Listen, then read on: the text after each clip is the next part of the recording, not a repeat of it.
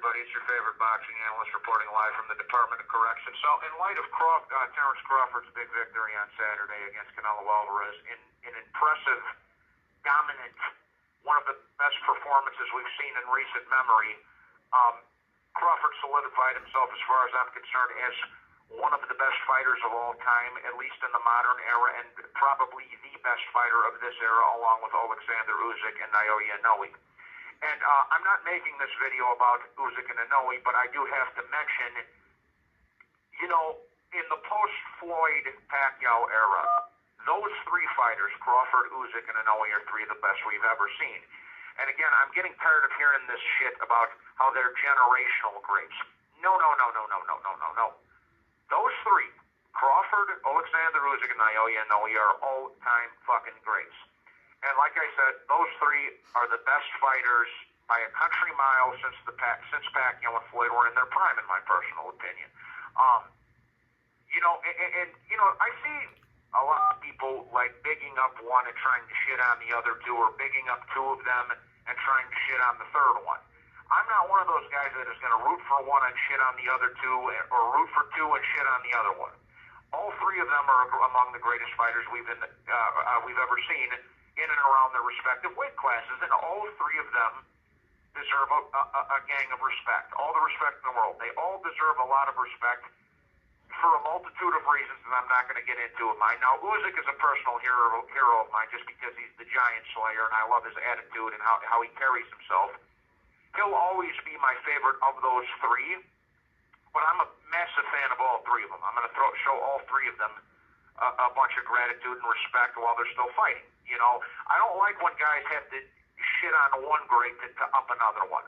All three of them are great fighters, and again, among the greatest of all time in and around their respective weight class. And they all deserve a mountain of respect from boxing fans across the board, regardless of your race, your ethnicity, et cetera, so forth. They all three of them in particular deserve a gang of respect. And I will say this also, all three of them, Crawford, Usyk, and Naoya Inoue, are greater than the steroid-injecting, freckled clown, payaso Canelo Alvarez. And I will debate that with anybody. I will debate that shit with anybody. All three of them are better than Canelo Alvarez was in any weight class at any time in his career, and I will die on that fucking hill. None of them have taken steroids. None of them have gotten a decision they didn't deserve. None of them have ducked anyone.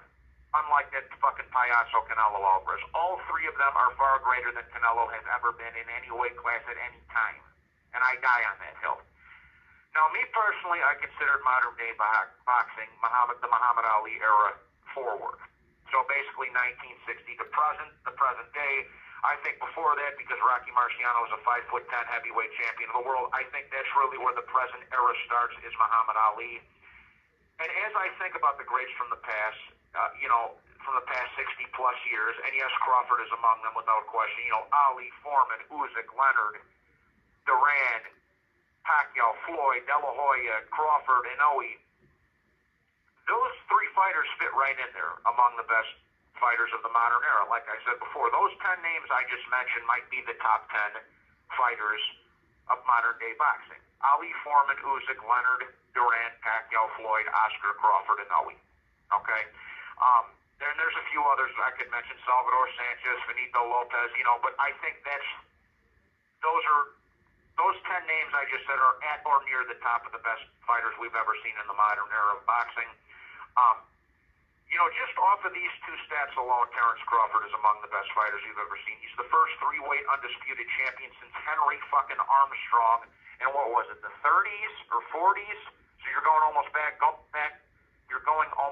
entire fucking century to find somebody that has done that. And again, he's the sixth fighter in the history of boxing to become a five-weight champion, along with Sugar Ray Leonard, Tommy Hearns, Oscar De La Hoya, Floyd Mayweather, and Manny Pacquiao. Now Crawford is the sixth one.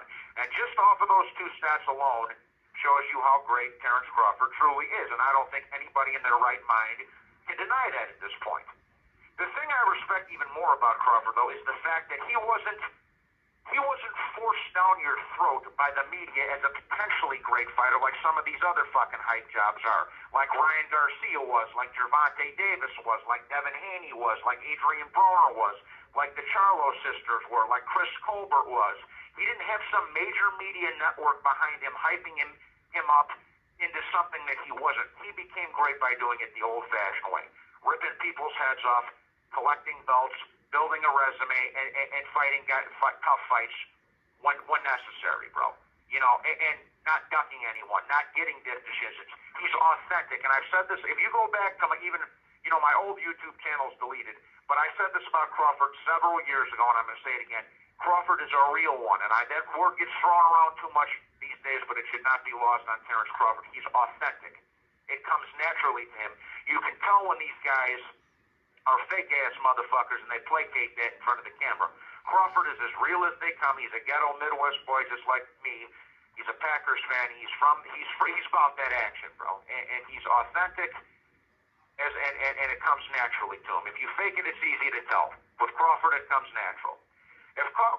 Now, another thing I have to point out, if Terence Crawford were to drop back down in the weight and win the title at 160 pounds, he'd become the third fighter in history to become the six-weight world champion. Calls other than properly placed attorney calls may be monitored and recorded. He become the third. If he were to drop down to 160 and win another title there, he'd become only the third fighter in history to become a six-weight world champion, along with Oscar De La Hoya and Manny Pacquiao. And that would be another amazing feather in the cap of an already insanely great career. Another thing I need to mention about the greatness of Terence Crawford, stop with the Floyd Mayweather comparisons. Those are also null and void.